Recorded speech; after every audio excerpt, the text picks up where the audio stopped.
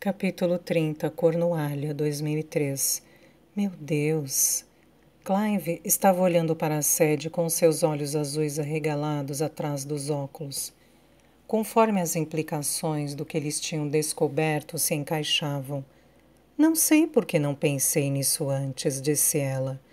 Não havia motivo. Eu estava aqui em 1933 e conheci toda a família. Ninguém nunca insinuou nada. Você acha que Anthony sabia?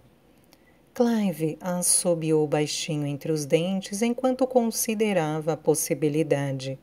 Se sabia, com certeza isso torna os acontecimentos mais sombrios. Sadie teve que concordar. Havia alguma coisa nos diários? Perguntou. Por volta de quando Débora visitou seu escritório. Se havia, era muito enigmático para eu entender.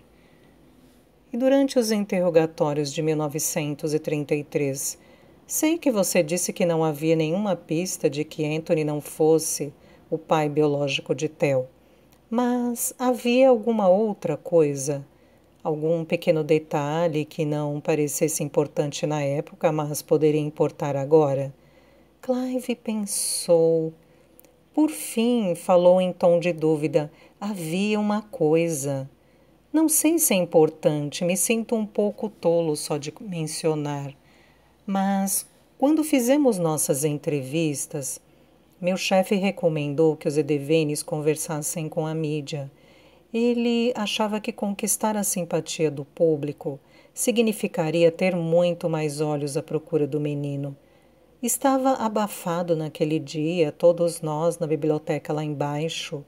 Um fotógrafo, jornalista, Anthony e Eleanor Edevane sentados lado a lado no sofá, enquanto a polícia fazia buscas no lago. Ele balançou a cabeça. Foi terrível. Simplesmente terrível.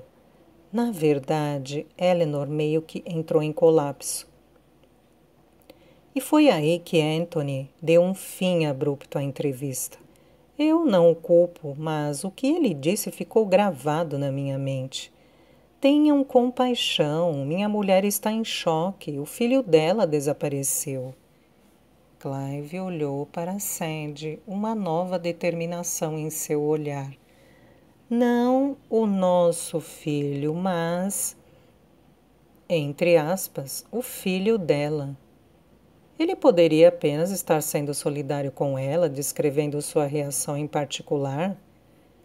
Clive, com crescente empolgação, disse: Não, acho que não.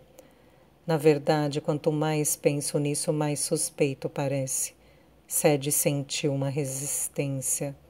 À medida que Clive ficava cada vez mais certo de que Anthony sabia que não era o pai de Theo, a detetive tinha mais vontade de provar que ele não sabia. Não havia lógica por trás de sua obstinação. Ela simplesmente não queria acreditar. Até aquele ponto, ela e Alice agiram sob a suposição de que Anthony matara Theo acidentalmente. Uma terrível consequência de uma raiva induzida pelo trauma de guerra. Mas se Theo, o tão esperado e adorado filho, não fosse seu filho biológico, e se Anthony de alguma forma tivesse descoberto a verdade, quando soube da infidelidade da esposa, então uma possibilidade muito mais terrível se abria.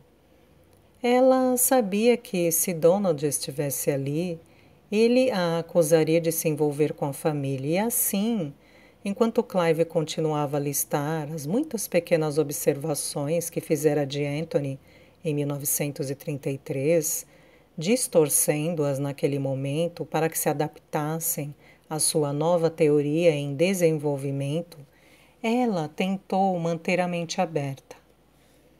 Devia a Alice não deixar que seus sentimentos pessoais nublassem seu julgamento. Mas era uma imagem feia a que Clive pintava. A ideia de que Anthony teria escolhido a noite perfeita para cometer seu crime, uma festa anual durante a qual ele sabia que sua esposa estaria muito ocupada, cumprindo seus deveres de anfitriã, com sua equipe de criados ocupada para observar qualquer coisa em comum. A conveniente demissão de Russell Waters, cuja vigilância, conforme Eleanor lamentara em seu interrogatório, nunca teria permitido que qualquer dano acontecesse sob sua guarda. A substituição da jovem babá pela velha Hilda Bruin, que com certeza tomaria uma dose de uísque se o barulho da festa ameaçasse seu sono, era tudo tão premeditado. E quanto a Eleanor, onde a teoria a colocava? Você ainda acha que ela sabia? Perguntou Sadie. Acho que devia saber. É a única coisa que explica sua resistência a oferecer uma recompensa. Ela sabia que seria inútil, que seu filho não seria encontrado. Mas por que teria ajudado a encobrir o crime? Por que não disse nada? Ela continuou casada com Anthony Devane e era feliz, ao que tudo indica. As situações domésticas são complicadas. Talvez ele tenha feito outras ameaças, talvez tenha ameaçado Benjamin. Isso explicaria por que Monroe sumiu completamente de cena. Talvez Eleanor se achasse culpada de alguma forma, de que sua infidelidade levara a isso. Sadie se lembrou da conversa com Alice, que lhe disse que Eleanor tinha um conjunto forte e específico de valores morais. Provavelmente uma mulher com uma ética como aquela teria sentido uma tremenda culpa por ter quebrado seus votos matrimoniais, mas teria aceitado a morte de Theo com a merecida punição? Não. Uma coisa era perdoar Anthony por um acidente. E até isso era forçar a barra. Mas perdoar o assassinato de seu filho era muito diferente. E não importava a determinação de Sadie em manter a mente aberta. As descrições que tinha lido de Anthony Devane, pai gentil, marido amado, ex-soldado corajoso, simplesmente não combinavam com aquele retrato de monstro vingativo. Então, disse Clive, o que você acha? Ele esperava ansiosamente a concordância de Sadie, coisa que ela não podia lhe oferecer. Havia algo que eles estavam deixando passar. Aquilo quase fazia sentido, mas a parte faltante do enigma era crucial. Acho que devemos ir lá embaixo, abrir a garrafa térmica e tomar uma xícara de chá. Dar um tempo para tudo se assentar. Clive ficou frustrado, mas assentiu. O sol entrava no quarto agora e, enquanto Sadie juntava os envelopes espalhados, ele foi até a janela aberta. Ora, quem diria, comentou. Aquela é quem eu acho que é. Sadie se sentou junto a ele, examinando a vista familiar, o jardim emaranhado e o lago além. Duas figuras percorriam lentamente o caminho. Sadie não poderia ter ficado mais surpresa se tivesse visto o bebê Theo caminhando em direção à casa. É Alice, disse ela. Alice Devane e seu assistente Peter. Alice Devane, repetiu Clive, com um suave assobio de descrença, finalmente de volta a casa. Mudei de ideia. Foi tudo o que Alice disse a título de explicação assim que Sadie e Clive a encontraram no hall de entrada e ela e Clive se reapresentaram. Peter, tendo deixado a patroa à porta, fora despachado de volta ao carro para buscar algo que ela chamou misteriosamente de suprimentos. E Alice ficou de pé sobre os ladrilhos empoeirados com um ar vagamente indignado, olhando ao redor como uma castelã campestre e libertina, que tivesse acabado de voltar de um passeio matinal e não ficasse nada satisfeita com os serviços de sua equipe relapsa. Ela continuou vivamente. Esta casa velha certamente precisa de uma boa limpeza. Vamos nos sentar na biblioteca? Vamos, concordou Sadie, indicando a direção a Clive. com um ligeiro dar de ombros enquanto seguiam Alice pela porta do outro lado do corredor. Era o cômodo que Sadie tinha visto pela janela no primeiro dia em que tropeçara em Loines, o lugar onde a polícia realizara os interrogatórios em 1933, e onde Clive disse que Anthony e Eleanor haviam se encontrado com o jornalista e o fotógrafo no dia seguinte ao desaparecimento de Theo. Clive sentou-se numa das extremidades do sofá e Sadie na outra. Tudo estava muito empoeirado, mas, além de uma faxina urgente, não parecia haver muito o que fazer.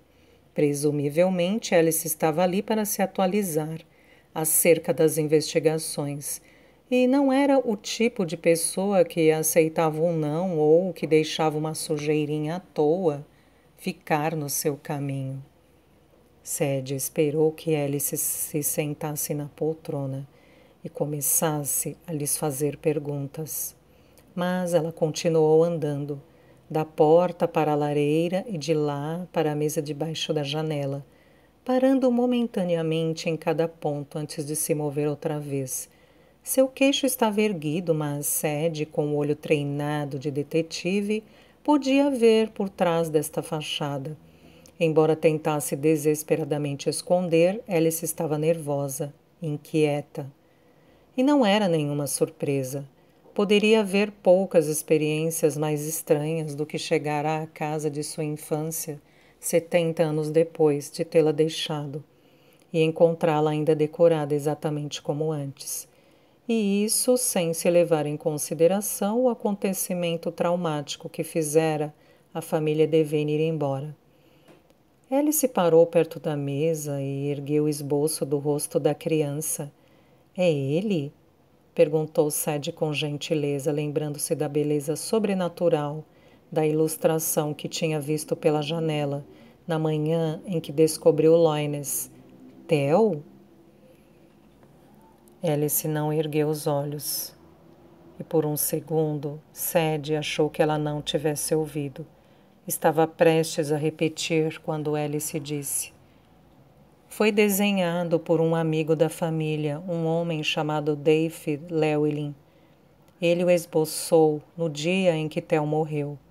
Ela olhou para a janela, trincando o queixo. Os arbustos não podados bloqueavam a maior parte da vista, mas Alice não pareceu notar. Eu vi quando ele estava trazendo-se de volta do Rio. Ele costumava passar o verão conosco, no quarto cor de amora no andar de cima. Saía de manhã cedo, um cavalete sobre o ombro, um bloco de desenho sob o braço. Nunca o tinha visto desenhar Theo, até que vi esta foto. Uma coincidência interessante, Sadie sondou com cuidado. A primeira vez que ele desenhou seu irmão foi no dia em que Theo desapareceu. Alice ergueu os olhos bruscamente. Uma coincidência, talvez, mas eu não diria interessante. O Sr. Llewellyn não teve nenhuma participação no destino de Theo. Ainda bem que ele desenhou o retrato. Trouxe grande consolo para minha mãe nas semanas que se seguiram. David Llewellyn morreu muito pouco depois de Theo, não foi? Sadie se lembrava da conversa com Clive, das suspeitas que tinha sobre a proximidade dos dois eventos. Clive assentiu e Alice também. A polícia encontrou seu corpo durante as buscas. Foi uma infeliz coincidência? Sugeriu Sadie. Virada nos acontecimentos, completou Alice, brusca. Ela voltou sua atenção para o esboço e sua expressão se suavizou. Uma tragédia tão terrível. Sempre me perguntei, é claro, mas não revelou o que se perguntava. Todos nós gostávamos muito do Sr. Llewellyn, mas ele e mamãe eram muito próximos. Ele não gostava muito da companhia de outros adultos e ela era uma exceção notável. Foi um golpe duplo para minha mãe quando ele foi encontrado, logo após Theo ter desaparecido. Normalmente ela teria procurado conforto na amizade dele. Era como um pai para ela. O tipo de pessoa a quem ela teria contado seus segredos? Imagino que sim. Ela não tinha muitos outros amigos, não do tipo em que pudesse confiar, nem a própria mãe. Alice ainda estava olhando para o desenho, mas ergueu os olhos agora, sua expressão iradamente divertida. Constance, ela morava com vocês, não é? Contra a vontade. Sua mãe podia ter confiado nela? Com certeza não. Minha mãe e minha avó nunca se entenderam. Não sei a causa da animosidade, mas era antiga e profunda. De fato, depois que Theo morreu e nós deixamos Lynes, os últimos laços tênues entre elas foram quebrados. Minha avó não foi conosco para Londres. Sua saúde não estava boa. Ela já estava confusa nos meses anteriores ao solstício. E depois foi rapidamente ladeira abaixo. Foi enviada para um asilo em Brighton, onde viveu até o fim dos seus dias. Foi uma das únicas vezes em que vi mamãe mostrar verdadeiro afeto por ela. Tinha certeza de que só a melhor casa de repouso serviria para minha avó. Tudo devia ser perfeito. As famílias são complicadas, não são, detetive? Mais do que você imagina, pensou Sadie, trocando um olhar com Clive, e ele assentiu. O que foi? Alice, astuta como sempre, olhou para eles. Descobriram alguma coisa? Sadie ainda estava com a carta de Eleanor para Ben no bolso de trás e passou-a para Alice, que correu os olhos por seu conteúdo, arqueando uma sobrancelha. Sim, bem, já tínhamos entendido que minha mãe e Benjamin Moron tinham um caso. Então, Sadie contou sobre a outra página que tinha encontrado na casa de barcos, em que Eleanor falava da gravidez. Supôs que estivesse escrevendo para seu pai quando ele estava na guerra. Ela mencionou quanto sentia saudades dele, quão difícil seria ter o bebê sem ele, mas, quando encontrei essa página lá em cima, percebi que ela estava escrevendo para Ben. Sadie hesitou por um instante. Sobre Theo. Nessa hora, Alice afundou lentamente na poltrona e Sadie, enfim, compreendeu a força das palavras. Ficar sem ar. Você acha que Theo era filho de Ben? Concluiu ela. Acho.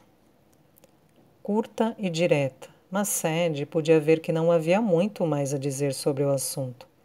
A percepção tinha tirado a cor do rosto de Alice e ela estava olhando para o nada, seus lábios se movendo ligeiramente como se estivesse fazendo contas de cabeça.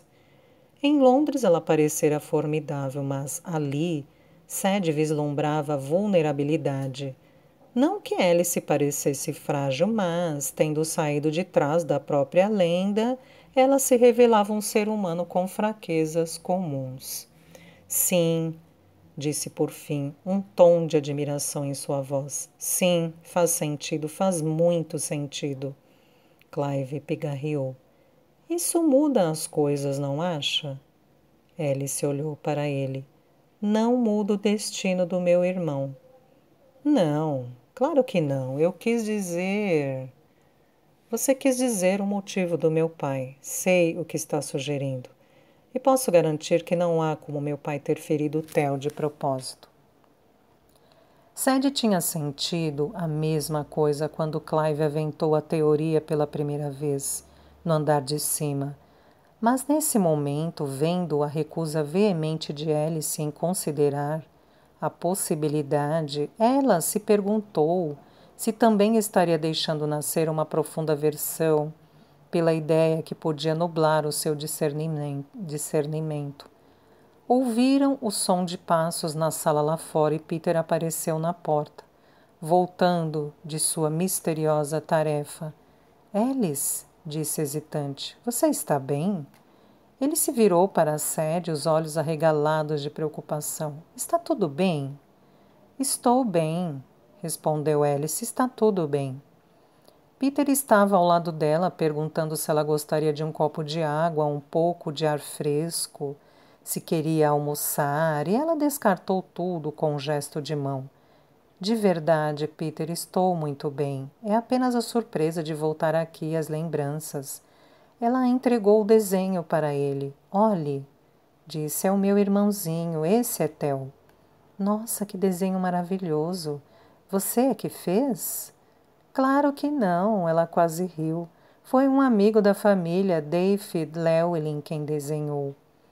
O escritor, disse Peter, tão satisfeito com a notícia, como se estivesse descobrindo a resposta de uma antiga questão. Claro, Sr. Llewellyn, faz todo o sentido. A menção ao escritor lembrou a Sadie que a conversa tinha mudado de curso, antes de ela estar convencida sobre a proximidade entre seu suicídio e o desaparecimento do bebê. Ocorreu-lhe agora que poderia ter se sentido culpado, não por ter machucado Theo, mas porque não conseguira impedir Anthony. Seu pai era próximo de David Llewellyn? Perguntou Sadie.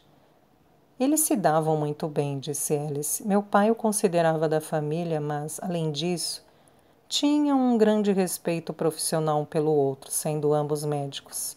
Eles tinham mais do que isso em comum, Sadie lembrou. David Llewellyn, como Anthony, não pôde continuar praticando a medicina depois de um colapso nervoso. Você tem alguma ideia do que provocou o colapso do Sr. Llewellyn? Nunca tive chance de perguntar a ele. Sempre me arrependi disso.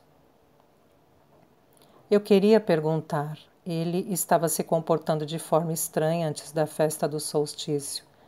Mas eu estava concentrada em outras coisas e depois era tarde demais. Não havia ninguém mais que pudesse saber. Mamãe, talvez, mas ela com certeza nunca disse nada. E a única outra pessoa que o conhecera quando jovem era minha avó. Extrair a verdade dela seria uma façanha. Não havia afeto entre eles. Constance não suportava a fraqueza. E no que lhe dizia respeito, o Sr. Llewellyn merecia desprezo. Sua irritação, quando foi anunciado que ele receberia a ordem do Império Britânico, foi enorme. O restante de nós ficamos imensamente orgulhosos. Eu só queria que ele estivesse vivo para recebê-la pessoalmente. Ele foi seu mentor, disse Peter baixinho, como a senhora Talbot foi para mim. Alice ergueu o queixo como se para evitar as lágrimas, se elas se atrevessem a ameaçá-la. Assentiu. Sim, por um tempo até que decidi que eu havia superado. Que arrogância! Mas os jovens são sempre muito ansiosos para se livrar dos velhos, não são? Peter sorriu. Para Sadie pareceu um sorriso de tristeza. A lembrança devia ter desencadeado algo em Alice, porque ela suspirou com determinação e juntou as mãos. Mas chega de tudo isso, falou virando-se para Peter com energia renovada. Hoje não é dia para remorsos, a menos que seja para superá-los.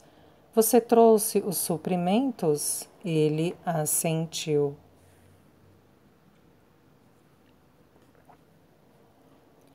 Deixei na porta. Maravilha, agora você acha que poderia encontrar a tábua no chão com cabeças de alces? Já fiz.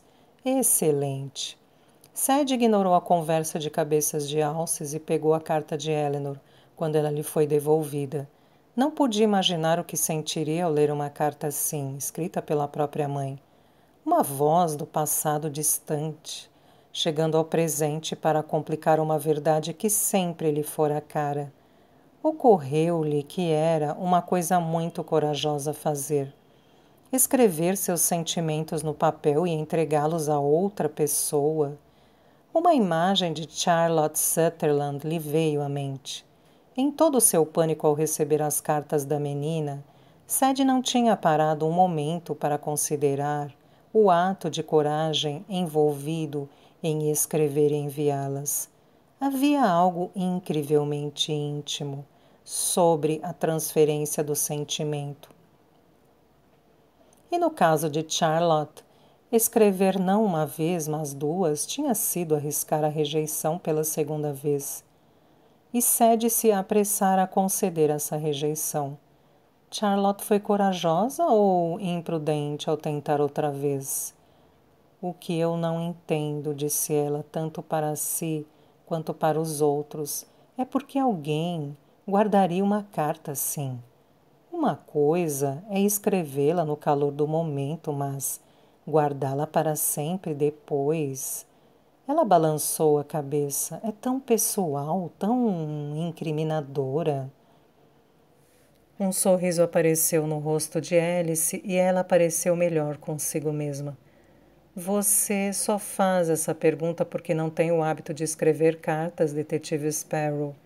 Se tivesse, saberia que um escritor nunca destrói seu trabalho, mesmo quando teme que o conteúdo possa comprometê-lo. Sadie estava pensando nisso, quando veio uma chamada do lado de fora. Olá, tem alguém aí? Era a voz de Bertie.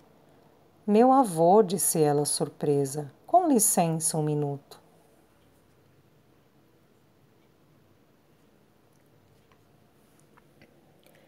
Eu trouxe o almoço, disse ele chegando à porta da frente, segurando uma cesta carregada com uma enorme garrafa térmica e pão que cheirava a recém-saído do forno.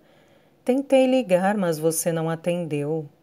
Ai, droga, desculpe, coloquei o celular no modo silencioso. Bertie assentiu compreensivamente. Você queria se concentrar, mais ou menos. Sadie pegou seu telefone e verificou a tela.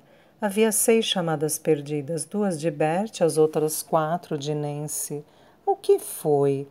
Você está franzindo a testa. Nada, não tem importância. Ela sorriu para ele, suprimindo uma crescente onda de preocupação. Nem se era ingênua no que dizia respeito ao desaparecimento de sua filha, mas fazer todas essas ligações era incomum. Entre, conheça todo mundo. Todo mundo? Sadie explicou sobre as chegadas de surpresa, contente por eles estarem lá. Tinha a sensação de que Bertie, por sua vez, tinha a esperança de transformar seu almoço em um conversar sobre Charlotte Sutherland ou sobre as consequências do caso Bailey. 2 assuntos que Sadie estava ansiosa por evitar. Bem, que bom que sempre faço comida a mais, disse ele alegremente quando Sadie o levou para a biblioteca. Alice estava de pé com os braços cruzados, olhando para o relógio e batendo com as pontas dos dedos, e Clive parecia aliviado por Sadie ter voltado. Aqui está meu avô, Bertie, apresentou ela. Ele trouxe o almoço. Como você é gentil, elogiou Alice enquanto se aproximava para apertar sua mão. Eu sou Alice Devane.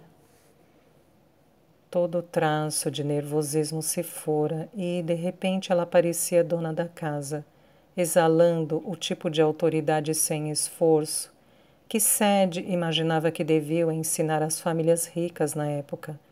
Qual é o menu? Fiz sopa, disse Bertie, e ovos cozidos. Meus favoritos. Alice recompensou-o com um breve aceno de prazer surpreso. Como você sabia? As melhores pessoas preferem ovos cozidos. Surpreendentemente, Alice sorriu. Uma genuína demonstração de apreço que transformou seu rosto. Vovô passou a semana toda cozinhando para a barraca do hospital no festival de solstício. Contou Sadie sem motivo. Alice assentia quando Peter voltou com uma pequena bolsa preta na mão. Estou pronto quando vocês quiserem, disse ele. E então, percebendo Bertie, oi! As apresentações foram feitas brevemente e houve um momento confuso, durante o qual Alice e Peter debateram se deveriam continuar com a tarefa planejada agora ou primeiro parar e comer. antes de decidirem que seria grosseiro deixar a sopa de Bert esfriar. Esplêndido, disse Bert. Talvez você possa nos mostrar o melhor lugar para comer. Eu não tinha certeza sobre quanto a casa estaria habitável, então trouxe um tapete de piquenique. Muito sensato, disse Alice. Este jardim foi feito para piqueniques. Um pouco cheio de mato no momento, receio, mas há algumas clareiras lindas junto ao córrego e não muito longe daqui. Alice saiu do cômodo com Peter e Bert, conversando sobre um enorme sicômoro no jardim, um avião de madeira e a casa de barcos além. Minhas irmãs e eu passávamos a maior parte do nosso tempo lá, dizia Alice, sua voz sumindo quando eles desapareceram pelo caminho de pedra. Há um túnel na casa que leva até a borda do bosque, bem perto da casa de barcos.